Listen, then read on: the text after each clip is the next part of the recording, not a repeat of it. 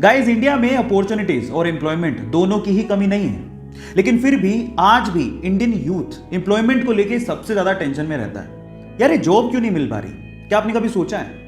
जो companies India में Indian youth को रिक्रूट करती हैं, उसका इसके बारे में क्या ख्याल है पता है? वो ये कहती हैं कि इंडिया में यूथ की कमी नहीं है, लेकिन स्किलफुल, स्मार्ट, एम्प्लॉयबल यूथ की बहुत कमी है। और जो यूथ स्किलफुल है और स्मार्ट है, उसके लिए जॉब की कोई कमी नहीं है। अब इसको थोड़ा मैं स्टोरी के थ्रू समझाने की कोशिश करता हूं, ध्यान से समझिएगा, जिससे आपको ज्यादा समझ में आएगा। एक बार दो दोस्त थे, एक का नाम था सतीश, दूसरे का नाम था महेश। दोनों ने स्कूलिंग, कॉलेज सब साथ में पूरा किया। मजे की बात यह थी कि उनकी सेम ही कंपनी में जॉब लग गई। दोनों ने बहुत हार्डवर्क किया पूरे साल भर। साल भर बाद उनका प्रमोशन होना था। तो जिस दिन प्रमोशन था उस दिन बॉस आए।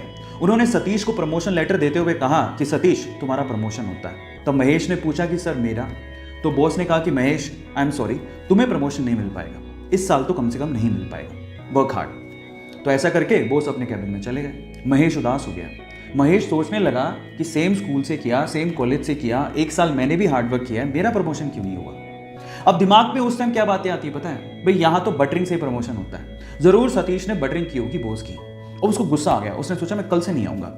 वो बॉस के कैबिन में गया और बॉस को बोलता है कि बॉस, अब मैं कल से तो नहीं आऊंगा, आई एम सो सॉरी। तो बॉस ने कहा कि क्यों नहीं आओगे? तो वो कहता है कि बॉस, मैंने बहुत हार्डवर्क किया पूरे साल भर, लेकिन मेरा प्रमोशन नहीं हुआ।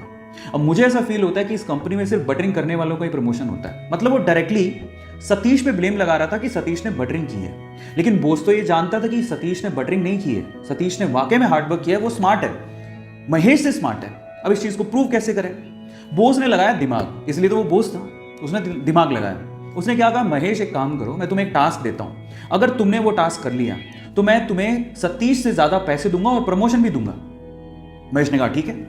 तो बॉस ने कहा तुम एक काम करो, अभी जाओ बाहर, तो हमारे इलाके में पता करो कि आम कौन बेचता है। महेश गया, आधे घंटे बाद वापस आया और बोलता है कि आम एक्चुअली पूरे इलाके में, हमारे इलाके में थोक के भाव में सिर्फ एक ही आदमी बेचता है। तो फिर बॉस ने कहा महेश एक और काम करो, अब जाके पता करके आओ कि वो कितने रुपए किलो में आम बेचता है। वो गया, वापस आया, वापस आके बोलता है कि वो 50 रुपए किलो में आम बेचता है। अब बॉस ने क्या कहा, महेश मैं सेम चीज अब मैं सतीश से करवाता हूं, तुम ध्यान से देखना। उन्होंने सतीश को बुलाया और सतीश को बोलता है कि सतीश एक काम करो, इस इलाके में जो आम बेचता है उसकी खबर लेके आओ कि कौन कौन आम बेचता है। सतीश गया मार्केट में और वापस आया आधे घंटे बाद, और सतीश ने जो कहा महेश उसको देखता रह गया। सतीश ने कहा बॉस, यहाँ पे आम सिर्फ एक ही आदमी बेचता है और वो 50 रुपए किलो बेचता है, लेकिन उसके पास टोटल 60 से 70 किलो आम है और वो एक साथ अगर हम खरीद ले वो 40 रुपए किलो में दे देगा। और अगर हमने 40 रुपए किलो में वो 60 से 70 किलो आम बेच दिए और हमने अगर 50 रुपए किलो में से सेल किया तो हमें बहुत प्रॉफिट होगा। और आगे आने वाले समय में हम लोग आम में भी अपना हाथ आजमा सकते हैं, आम के बिजनेस में भी। अब आप समझिए कि सतीश और महेश में क्या फर्क था। आप समझ पा रहे हैं कि स्मार्टनेस और स्किल का क्या मतलब होता है। आज का यूथ क्या है ना, सिर्फ इस फिलॉसफी में, ज्यादातर यूथ इसी फिलॉसफी में जीता है कि इतने में इतना ही मिलेगा। जब आप ये सोचते हो कि इतने में इतना ही मिलेगा तो प्रमोशन की आस आपने रखी क्यों है? वो बहुत इंपॉर्टेंट है। मैं हमेशा एक बात बोलता हूं, आप जिस भी कंपनी में काम कर रहे हो या आप जो भी करना चाह रहे हो, अगर वो आपको 100 रुपए देती है ना, तो आप 50 रुपए का काम करके मत दो, आप उसको 200 रुपए का काम करके दो। आप उसको अपना आदी बनाओ। जब आप उसको अपना आदी बना लोगे तो आप जिंदगी में प्रमोशन के लिए या एम्प्लॉयमेंट के लिए टेंशन में कभी नहीं रहोगे। तो अब आपको समझ में आया होगा कि एक्चुअल में क्या मीनिंग है, क्यों लोग एम्प्लॉयमेंट को लेके इतना टेंशन में रहते हैं। सो गाइस, मेरी तरफ से मैंने समझाने की कोशिश करी।